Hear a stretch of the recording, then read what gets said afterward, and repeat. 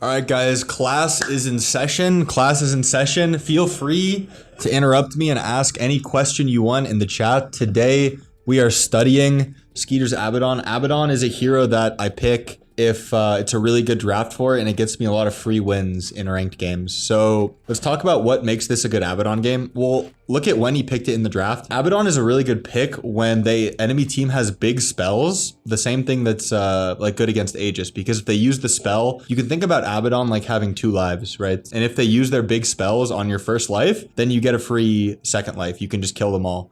Because he's good against heroes that where maybe a better way to phrase it is all of their power is in like their big spell, right? So you look at Juggernauts, right? Omni Slash. Almost all of Juggernaut's teamfight power is in Omni Slash, right? Bane, Fiend's Grip, same thing. Bat Rider, Lasso, same thing. On top of that, I mean, this is a giga good Abaddon game as well. I wouldn't even say this is like one of the best Abaddon games there is, because Shield is a hard counter to Lasso because it hard dispels and it breaks the Lasso, and it's also good against Goo. So he got a very good Abaddon pick. I want to see when he picks it in the draft. Okay, so he picks it on 18. Okay, wow. I feel like this is a blunder from Spirit to let it through. But anyway, in your pubs, guys, if you pick up Abaddon, he's pretty easy to pick up. It will only take you a few games to get used to him. Your lane does have to go pretty well. Like, he doesn't recover super nice. And he's a strong laner, right? So, like, it kind of synergizes, but you just have to play pretty clean in lane, right? Because before your Radiance, you just don't farm at all. But with your passive, you're a very strong laner. Honestly, comparable to the likes of like Ursa or Monkey King with the passive. Like, you just right click people and you put on your shield and they can't trade back. It's very strong. But anyway, so he gets a clean Abaddon pick. So this is perfect. Like, you can think about this like your pub. You see 4 heroes, right? Then you have last pick in a pub. Or let's say they open first 2 like Bane, Bat Rider. Like, you can just pick the Abaddon. So standard item build 1 triple branch. This is what you do because you want a lot of stats because you use a lot of mana with shield, right? So this is like the most stat heavy build, and you're gonna get mana from the wand. Let it accumulate. And guys, pro tip in lane that I've been using a lot for like any hero: don't be greedy with your wand. Don't use it if you're like half HP and you have 10 wand charges. I know how good it feels to do it, but I finally broke the habit in my own gameplay a few weeks ago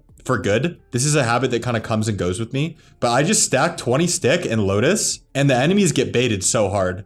Like, it's very rare that they know you have this, and even if they know it, it just makes you so hard to kill and so hard to gank, and it's a lot of impact. I promise you it's more impact than like popping it just to feel good in lane and sustain in lane, you know? Save your stick, guys, save your stick. So he's just getting aggro, right? Or like right away, you can see, like he actually steps past the wave. He steps past the wave and he just shields and he right clicks. I hit wand at 5 charges all the time. It is a bad habit. That's how I would phrase it. It is a bad habit. Because I'm sure you know that it's bad to do it, but you do it anyway.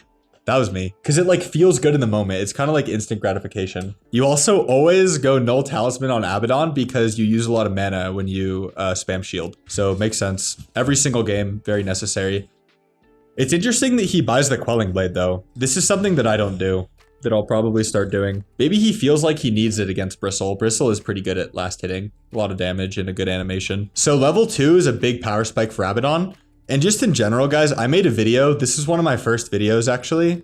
It was called One Trick to like win every lane. And it's when you have a level 2 timing, use it. So right now, him and Sky are level 2 and Bane's level 1. So he just like beelines at Pento and just hits him. And this is the power of Abaddon right here. A lot of people don't think about Abaddon like this, but Abaddon just runs people down like this. Oh, I'm actually surprised they don't kill him. Anyways, good trade nonetheless. Abaddon is also very timing based, I mean, any hero in Dota is, but on Abaddon, his timings are particularly pronounced, I find, especially because you're kind of like not as okay going like super late. So if you do pick Abaddon, you want to make sure the game is kind of going your way. Like when you get your Radiance. Oh, this is a nice play by Laurel. This is the power of the Nature's Prophet mid TPing in for the Lotus. Okay, so he actually dies here to a nice Prophet rotation. Oh yeah, it's Quelling Blade for Nature's Prophet. Yeah, I want to correct that. It's Quelling Blade for Nature's Prophet for sure. That's why. This will be a good replay to watch because he's not like winning his lane super hard, right? So this can be comparable to your pub if your support griefs you and you're not off to a great start. So what component of his phase boots do you guys think he's gonna buy first? Let's do a little trivia time with chat. And YouTube, guys, and YouTube. Pause the video right here. What phase boot component do you think he's gonna buy first and why? I think he's going to buy the chainmail first because Bristleback is primarily physical damage, and Bane also right-clicks him a lot. I don't think he needs boots. Well, boots are also good against Bristle because the goose slows, right? And you can kind of sidestep the quills. So I'm actually kind of torn, guys. I'm actually kind of torn. I'll say what, let's just think, instead of saying what would he do, I'm going to think like, what would I do? And then I'm going to correct it. So what I would do in this situation is I would buy the chainmail over the boots. So this will be a learning experience for me if he goes the boots. So let's see what he does. Okay, he actually has the chainmail like queued up. I don't know if we saw that before, but I'm correct, I guess. Or I don't even want to say correct because this is like a learning experience, but I think if he went boots, he would take too much damage. He would still take a lot of damage. He's still going to get hit a lot, right? Okay, so this is the power of saving your stick, right? He had a really big stick, a 12 stick, and he survived there because of it. And also, it was a very good play of him to TP back to his tower instead of TPing to base. This small in-the-moment decision is very, very important, actually. Because he, you know, it seems small, but he would miss out on a lot of creeps if he TP'd back to base. Okay, boots after chainmail makes sense. For the reasons we talked about, you can sidestep quills. And without boots, he would just melt to goo. Although I don't know if Bristleback's leveling goo. I'm actually really curious, guys. Let's just pause here and kind of like regroup. So he's having a bad game, I would say. Actually, his CS is okay. I would say he's having a mediocre game farm-wise, but he doesn't feel good right now. And he doesn't have any regen on the way. Oh, no, he does. Okay, so I was like thinking, because he doesn't feel good right now because he's low. He ships himself a salve. That makes a lot of sense. But let's just say he has a long road ahead to his Radiance. And this is going to be the hardest part of playing Abaddon, right? Is like from 7 to 16, 17 minutes before you get your Radiance. So I'm curious to see what he does. So I talked about this in my latest video, guys. It's very important to have this camp unblocked during this time to pull it. Very important. This is the difference between life and death and your team getting kills. I'm also curious how he works in the hard camp because using shield to farm is very awkward because it's a lot of mana. This is also a very good tip here, guys. Very good tip. When you're getting ganked on carry in your safe lane, this is the play every single time. You sit in these trees. You do nothing else. This is like the sauce, right? You sit in these trees because it makes it very hard for the enemy to find you and they're going to have to show under the tower. You don't like go all the way back here and like start farming this camp. Maybe you hit this camp, but even so, it's pretty dangerous. Just wait in the trees until they leave. Wait in the trees until they leave. You don't like run all the way away, right? It can be tempting to just go jungle. He has a pretty like carry spidey sense read on the map right now, right? If you look at the map, it's very dark, right? And his team is top and they like they don't see anybody. So when you're scared, this is what you do. You tuck. This raindrop is also notable against Nature's Prophet ulti. Pretty good. I don't buy a raindrop against Nature's Prophet ult, but I will start doing it. And it gives you mana regen, which is he desperately needs. Oh wait, let me see how he farmed that hard camp. Okay, so he shields himself and he just uses the shield to hit it. All right. No pull camp, GG. Okay, so it's very simple. Just one shield per hard camp. And he has Spark of Courage with attack speed. This is probably the best roll you could get. Another Abaddon tip that he's doing is he's holding the skill point for his ult. You should do this every single game. And the reason why is because if you hold the skill point, you can choose exactly when it gets activated for the first time. And that's powerful because sometimes if they're just poking you, you don't want to activate it. You want to activate it when they commit like a big spell onto you or big damage. Will I Curio over the Spark of Courage? No. No. Let's see if he actually had that choice. I will not. I think it's too greedy. What the Spark of Courage will accelerate your farm. And my guess is that the Spark of Courage accelerating your farm is has more compounding effects than like a powered up Brigand's Blade later. I've recently taken the early game pill in Dota and everything early game matters a lot. Okay, yeah, so I'm glad you asked that question because he actually had that choice. So he takes Spark of Courage over Curio. Because everything compounds, right? In Dota, like the faster you farm earlier, the faster you get your Radiance, then the faster you farm later, right? Every minute earlier that you get your Radiance makes a very big difference. Okay, so his farming pattern is very simple. It's notable that he has not left this area the entire game. His heat map the whole game, guys, has just been the lane in these two camps. The entire game. It's just lane, hard camp, and pull. That's what you want to do. That's what you want to do this patch on most carries. Okay, right as I say that, guys, he deviates from his farming pattern. Yeah, Bane's not popping the raindrop either. He deviates it. Why does he deviate? Well, one, I think it was a scary map. Yeah, I think he was scared. But he also has Sacred Relic, which makes him jungle faster. How you can envision farming patterns, guys, is it expands when you get items. because when you get items, you farm faster. So now instead of the lane and 2 jungle camps, it's going to be the lane and maybe 3 jungle camps.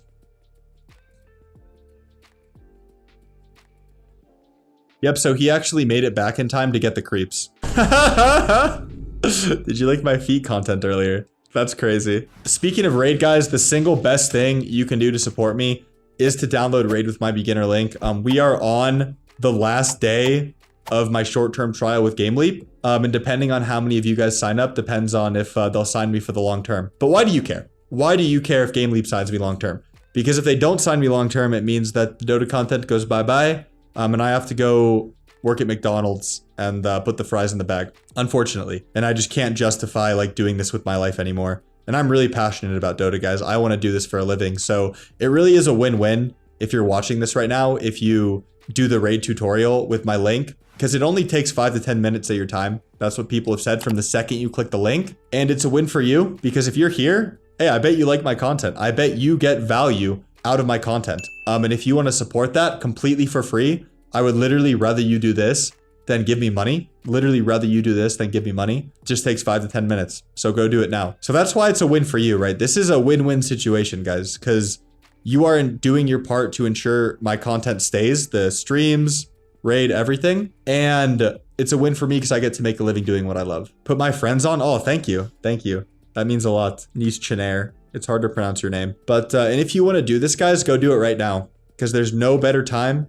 than the present to do things. We all know what happens to things we put off, right? They just don't get done. I will be the first to admit raid is a stupid pay to win game. Hey, it's no Dota. It's no Dota. That's why if it's not your cup of tea, that's fine. Don't play it, right? What you do with it after the tutorial is not my business. If you do want to play, the beginner link will give you a bunch of free rewards. It's worth like $200 USD of free stuff. And it'll really accelerate your account. If you try it out and you like it, you can join my clan. But again, if you don't like it, no harm, no foul. So go click that link, sign up right now. And let me know if you do, guys. Let me know if you sign up because it's only good vibes all around. It's only good vibes. It's like it's just a circle jerk of good vibes, right? Because you're happy to be supporting me. I'm happy that you're supporting me. You're happy that I'm happy that you're supporting me. It's just creating positive energy. The main thing I want to look for now is when he leaves his lane and where he chooses to farm when he gets his Radiance. So we talked about how you can choose when to use your ult if you hold this kill point. He does it after he has a lot of stacks. Then he walks up, pops the ult, and then 1 bristle stack, or it's like 2 quills, heals him like for whole HP. Please don't forget to assign us homework, Professor. Your homework is to not press your wand until it's over 15 charges or you're gonna die. That's your homework. All right, report back to me and write a paragraph about how it felt. Yeah, so I just want to emphasize again that he's been in his safe lane for 17 minutes. He has not left once. Okay, this is a perfect example. Okay, a few things I want to talk about here. One, right after the Radiance, he grouped with his team. And his team came to him, which was very convenient. Obviously, in a pub, they're not going to do that. So you can go try to group with your team. The other thing is this is how you play Abaddon in fights. You just be annoying. You just be annoying for the enemy team. So notice how he just walks at the back line. And you might think like, oh, he's not doing anything right now. But Nature's Prophet can't fight him. Batrider can't fight him. And it makes the fight really easy for his team over here. Right? He's just being like really annoying. Bane can't fight him. Like none of these heroes can do anything. And he's giving vision, all this vision to his team. So this is what you do. And then his team's killing this guy. Because he created a 1v3 for his team. He created a 1v3. And yes, in the pub, your team will win the 1v3, guys. Your team will win the 1v3. And also, chances are in the pub, they will fight you. Like, they'll use spells on you. Like, if this was an Archon pub, this Bane would just, like, press grip. And then he would ult. Right? And you would kill the Batrider also if this was a pub. So, I like this play by him. Because with the Radiance, your goal is just to be annoying to the enemy team. And what he's doing is he's farming the area where the enemy wants, right? Because he knows that their next objective is this bottom tower. But he's basically denying that objective from them by farming this area with Radiance and just being here. And his team connects to him for a nice kill. Some high MMR players in my chat were flaming me for not going Miscoil, but you always get stats over Miscoil, and you always go these 2 talents. This 10 talent is really good for just healing on the map, just sustaining on the map. The reason is, guys, you don't have the mana. You don't have the mana for coil. Shield is enough. 140 mana with 800 mana max is insane. Oh, and we also have a Brawny Brigand's Blade. That's an interesting enchantment. I wonder what his choices were. I'll go back. Wow, he went Brawny over attack speed, actually. So this, I like this. I probably would have taken attack speed, but I like this because it fits with his identity, right? What's Abaddon's identity in the fight? Abaddon just wants to get in there, give his team vision, and be tanky. But it's kind of like a nuanced version of tanky. It's not like you don't want to just soak damage, but you just want to be a nuisance. You just want to be a nuisance and survive for a long time. So this synergizes with Radiance because the Radiance is doing damage over time and you want to be just in the fight for the longest period of time. The attack speed, what that says is you need to kill people as fast as possible, right? But what Brawny says is you just want to exist. You just want to exist for as long as possible. It always feels like the heroes that have an incentive to go stats over a spell are busted. That's actually true. That's a good point. All right, so how does he play this fight? I mean, his Centaur gets a really good initiation. And then playing Abaddon is easy, guys. Once you're at these items, you just like run in. I mean, this was kind of a wash by Falcons, honestly. Big wash by Falcons, but still some really good tips here. Still some really good tips. I encourage you guys to pick up Abaddon as a pocket pick in pubs. And after Manta, you go Bloodthorn and Blink in whatever order fits for the game. And then you just jump supports and you can go Nullifier after that. And so you just jump Bloodthorn, Manta, kill supports, play team fight. So the like pub script can be full to 0 enemy support, then walk in the middle of the fight. And that's usually enough impact to just win the fight for your team in the late game. Guys, remember I said this before, but I encourage you to pick up Abaddon as like a pocket pick. Like just have him in your back pocket. Play a few games, get comfortable. It's going to win you a lot of MMR if you can pick it in games where it's good. And remember, if you want to support me, download Raid right now with my link. It's totally free. And it's the single best thing you can do to support me. And guys, I didn't say this before. Every single sign up really makes a difference right now, guys.